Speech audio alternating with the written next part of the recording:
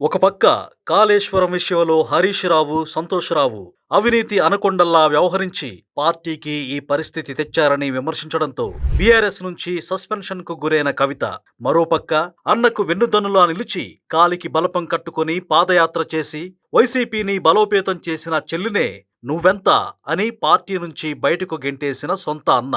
ఇక్కడ షర్మిల సంపాదించుకుంది ఏమీ లేదు, దోచుకుంది ఏమీ లేదు.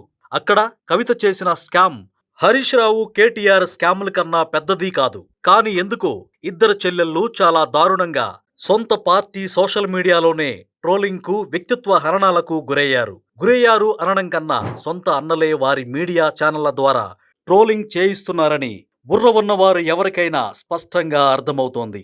ఇక్కడ బాధించదగ్గ విషయం ఏమిటంటే చెల్లెళ్ల శీలాలను కూడా సొంత అన్నలే శంకించడం. ఆనందించాల్సిన విషయం ఏమిటంటే వ్యక్తిత్వ హననం చేస్తున్న అవమానాలను, అవహేళనలను దిగమింగుతూ ధైర్యంగా అన్నలపై పోరాడుతున్న చెల్లెళ్ళు. ఇసుక, మద్యం, మైనింగ్ లాంటి స్కాములు చేసిన ఒక అన్న, అదే మన జగనన్న.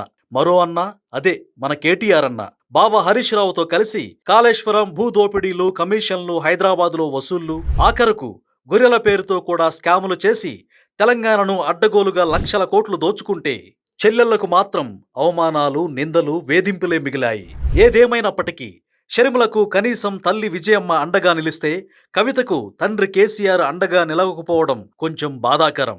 పాపం, ఈ రోజు వారి గోడు చిన్నది అవ్వచ్చు, సమాజం గుర్తించకపోవచ్చు. కానీ ఏదో ఒక రోజు వారు చేస్తున్న ధర్మ పోరాటాన్ని ప్రజలు గ్రహించే రోజు వచ్చేదాకా ఈ పోరాటం వారు చేయక తప్పదు.